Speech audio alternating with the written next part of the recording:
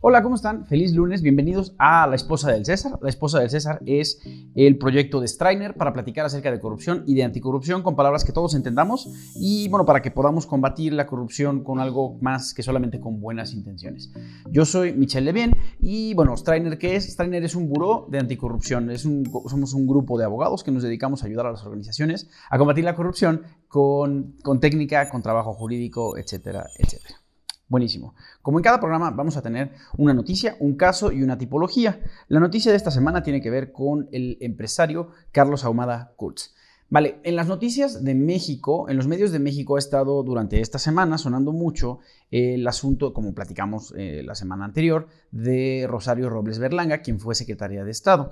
Y ahora salió a la luz que se dio a conocer que Carlos Ahumada Kurtz fue aprehendido en Argentina.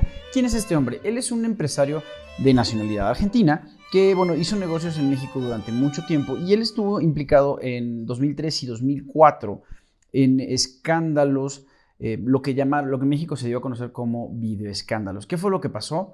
Bueno, la versión corta es que él era un empresario que estaba pagando sobornos al gobierno al que en ese momento era el gobierno de la Ciudad de México, para recibir contratos de obra pública. Él, dentro de las oficinas, dentro de sus oficinas, instaló videocámaras y grababa a las personas a las que les pagaba sobornos. Entre ellos, de lo más prominente fue una persona que trabajaba nuevamente para el gobierno de la Ciudad de México y que se llama René Bejarano. Hoy, en ese momento, René Bejarano era una persona muy cercana a quien entonces era el jefe de gobierno de la Ciudad de México, que en ese momento le llamábamos Distrito Federal. ¿Quién era el jefe de gobierno? Andrés Manuel López Obrador, quien hoy es el presidente de la República. Bien, estallan estos escándalos, se hacen las investigaciones que se tienen que hacer. René Bejarano pasa tiempo en la cárcel y, bueno, pues este asunto se le deja de dar difusión. ¿Por qué lo detienen en Argentina? Lo detienen por presuntamente, no está juzgado, por presuntamente defraudación fiscal. Aparentemente le debe poco más de 1.400.000 pesos en impuestos sobre la renta al gobierno de México y entonces el gobierno de México solicita la notificación roja a Interpol e Interpol Argentina lo detiene a Ahumada en un aeropuerto. Ok, vamos a ver cuáles son los nexos de estas implicaciones, porque por sí solo el fraude fiscal no es un acto de corrupción o no es un delito tradicionalmente asociado con la corrupción. ¿Qué es lo que pasa acá? Pues la verdad es que todo huele muy mal. Sucede que Carlos Ahumada, quien grabó los escándalos y quien dio a conocer los escándalos, y que también fue procesado en ese momento, era pareja sentimental, era la pareja de Rosario Robles Berlanga. Entonces es interesante, si vemos el nexo, Rosario Robles y Ahumada Kurtz en ese momento estaban juntos, ya no lo están, exponen las redes de corrupción que había en el gobierno de la Ciudad de México. Ese gobierno y a quienes implicaron eran a René Bejarano y a Andrés Manuel López Obrador, quienes hoy están en el poder. A partir de 2016 se inicia una investigación y hoy decide el gobierno de Andrés Manuel López Obrador, en el que también participa René Bejarano, que van a procesar a Rosario Robles y a Carlos Ahumada. Y de forma todavía más interesante, resulta que el juez, recordamos que, lo pueden ver en el episodio anterior, que Rosario Robles, esta exsecretaria, todavía no está en la cárcel de forma permanente, sino que un juez dijo, esencialmente, hizo una orden que explica, bueno, te quedarás detenida durante cierto tiempo, 2 meses máximo, para que se presenten pruebas suficientes, porque hay mucho riesgo de que te vayas a fugar. ¿Ok?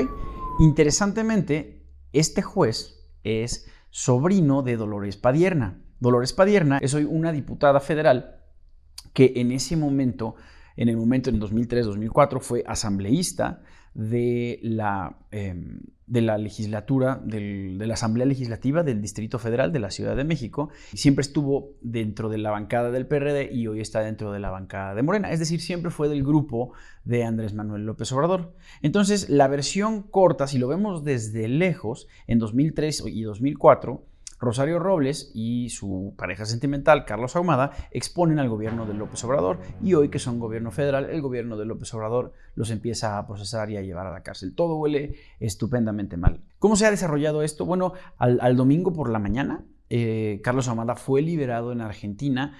¿Por qué? porque, bueno, cuando lo detienen, lo presentan ante un juez argentino para que se ordene la extradición, pero el mismo abogado de Ahumada en Argentina ofrece ante el juez el acta de cierre de una auditoría. Las auditorías son personas autorizadas o empresas autorizadas revisan los registros contables de la empresa para emitir un dictamen, y ese dictamen dice está bien o está mal, y más o menos la autoridad los toma por ciertos. A grandes rasgos la autoridad los tiene por ciertos. Entonces hacen una auditoría de los impuestos de las empresas de Ahumada, se emite ese dictamen y el dictamen dice esta persona no debe nada. Y bueno, lo que hicieron los abogados de Ahumada fue presentar este dictamen ante el juez de Argentina, quien después de revisarlo decidió liberar a Ahumada y desechar el caso, en sus palabras, por lo absurdo de la imputación. Hay que dejar claro que estos casos no van juntos. El de Rosario Robles y el de Carlos Ahumada son casos por separado. Aparentemente uno de ellos ya está libre. No quiere decir que se haya acabado todos los recursos del gobierno mexicano, y tendremos que darle seguimiento al asunto conforme vaya evolucionando. Perfectísimo. Vamos al caso. Hoy nos toca platicar de Túnez. Como saben, Transparencia Internacional, esta organización que es muy importante en las cuestiones de anticorrupción, cumplió 25 años, y para conmemorar sus 25 años ellos publicaron un listado de los 25 casos de corrupción más sorprendentes, más icónicos de la historia, y entonces estamos haciendo un recuento de estos casos y explicándolos con un poco más de detalle. El caso de Túnez empieza de forma muy interesante. Si consultan el listado en la página de Transparencia Internacional, lo primero que se van a encontrar es que en Túnez no hay McDonald's. Y bueno, la nota tiene que ver porque no hay McDonald's porque la franquicia maestra de McDonald's, franquicia maestra es esa licencia para que dentro de tu país tú seas quien controle los restaurantes, la marca, la franquicia. Ok. La franquicia maestra de McDonald's se le otorgó para Túnez a una persona, a un grupo empresarial que no tiene que ver con quien en ese momento tenía el poder, quien en ese momento era primer ministro. Y entonces, como pues no tenían nexos con esta persona y no había ningún tipo de relación, pues jamás se les dieron las licencias para establecer los restaurantes McDonald's, y al día de hoy no hay McDonald's. Vale, ¿quién es el presidente? Zine Al Abidine Ben Ali, o Ben Ali simplemente.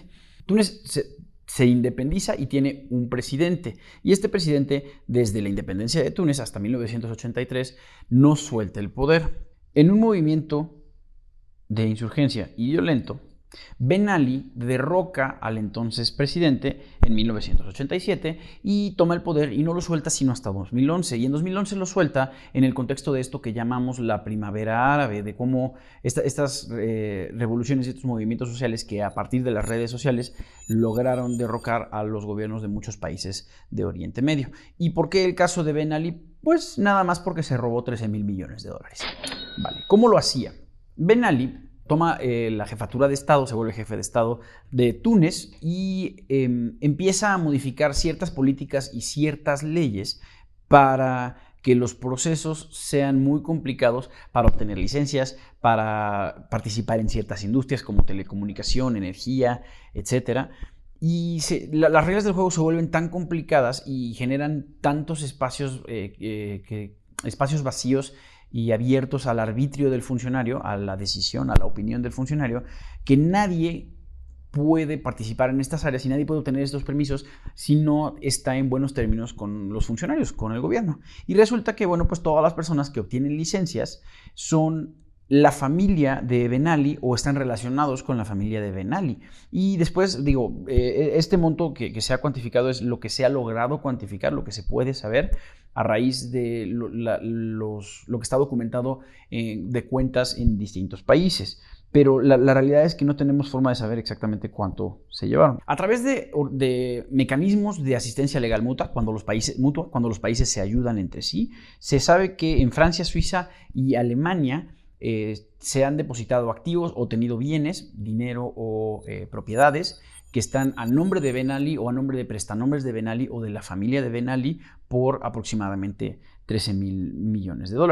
¿Por qué es importante esto? ¿Por qué es escandaloso este caso? No nada más por la cuantía, sino por el tipo de corrupción. Acuérdense de que hemos platicado que la corrupción política es la manipulación de la política pública, de las leyes procesales, las reglas del juego, para conservar poder, dinero, posición, estatus o cualquier combinación de estas. Y en este caso lo que Ben Ali y su familia hicieron era exactamente eso, cambiaron las leyes para que las reglas del juego solamente los pudieran favorecer a ellos y pudieran hacerse de todos los negocios del país. Pero además de esto es corrupción mayor, o lo que en inglés se llama grand corruption. ¿Por qué? Porque implica la violación sistemática de derechos humanos y esa violación lleva consigo un beneficio indebido de más de aproximadamente $10,000. Entonces, en este caso coinciden pues todos los tipos de corrupción más graves que puedan existir. En 2011 a Ben Ali lo derrocan, él y su familia, particularmente su esposa, huyeron hacia Arabia Saudita y fue la última noticia que se tuvo de ellos. Fue relevante porque, entre otras cosas, como les comenté, distintos tipos de corrupción mayor, corrupción menor, corrupción política, y se hizo aquí, en este caso, una cosa que no suele hacerse a estos niveles, pero en Túnez decidieron llevarlo a cabo, lo que se llama un juicio in absentia. In absentia significa literalmente en ausencia, y es cuando se lleva a cabo un juicio sin que el imputado esté presente en el tribunal. ¿Cuándo se hace esto? Casi nunca. Inclusive en los tribunales de derechos humanos, los tribunales internacionales, la Corte Penal Internacional, no se hace. Inclusive el propio proyecto de la Corte Internacional Anticorrupción no contempla los juicios in absentia. No se hace porque se puede prestar a malas prácticas de los que estos tribunales pues tienen que estar libres para no dar la impresión de actos indebidos. En este caso fueron tribunales locales de Túnez del nuevo gobierno y los hallaron culpables de distintos delitos, todos delitos de corrupción. Perfectísimo, vamos a la tipología. Hoy me toca platicarles de la forma en la que operaba la plataforma Silk Road. Ok, para darles un ejemplo de cómo operaba, tenemos la forma en la que lo ha utilizado el Dr. Krieger. Krieger's selling the cocaine online. Are you insane?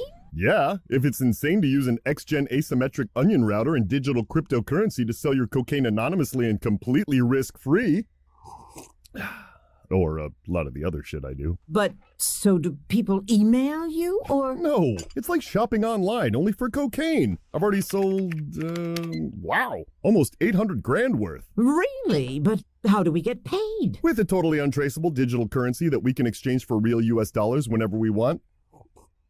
I call them Kriegerands. ¿Qué es lo que explica Krieger? A través de él explica que a través de una plataforma, le llama Onion, una plataforma como Tor, va a recibir los pedidos que funcionan como cualquier plataforma de compras en internet.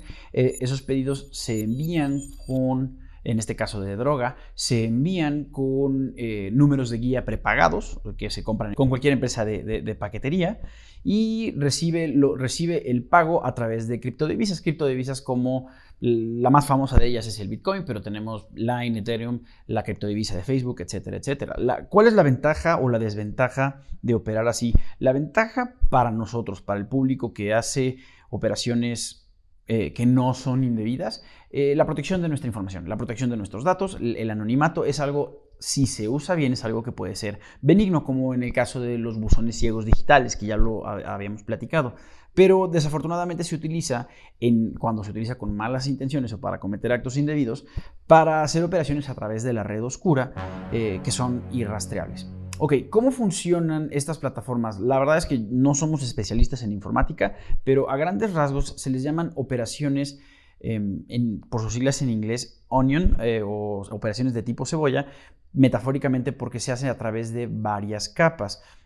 A la hora de hacer la navegación en internet no hay una conexión directa entre el punto de origen y el punto de destino, sino que se hacen distintas conexiones entre distintos puntos, y los puntos intermedios solo sabe de dónde viene la información y a dónde va, tal vez hacia otro punto, 2, 3, 4 o 5. Entonces, cuando se hace la operación de destino, ya la conexión final entre comprador y vendedor, pues el comprador no sabe de dónde viene la orden original, sino solamente cuál es el punto intermedio del que la recibió. Es algo así como enviar una carta y reenviarla varias veces. No sabemos cuál es su punto de origen original, sino solo sabemos cuál es el punto de origen, el último punto del que viene hacia nosotros. Bueno, pues eso es todo por hoy. Muchas gracias por estar con nosotros. Esto fue La Esposa del César. Yo soy Michel Levien y los dejo, pero como siempre los dejo con esto. Todos los actos de corrupción se tienen que denunciar, hay que alzar la voz, pero solamente cuando ustedes estén convencidos de que están seguros. Si no saben que lo que están viendo es corrupción y si no están convencidos de que su seguridad personal está garantizada, no hagan nada, acérquense a quien les pueda ayudar. Con mucho gusto nos pueden escribir a info@strainer.mx, pueden acceder a la página strainer.mx y van a encontrar cómo enviar instrucciones para enviar denuncias anónimas a través de la red oscura, que es completamente anónimo. Pero por favor, ante todo, cuídense mucho. Muchas gracias por estar con nosotros en La Esposa del César y que tengan bonito lunes.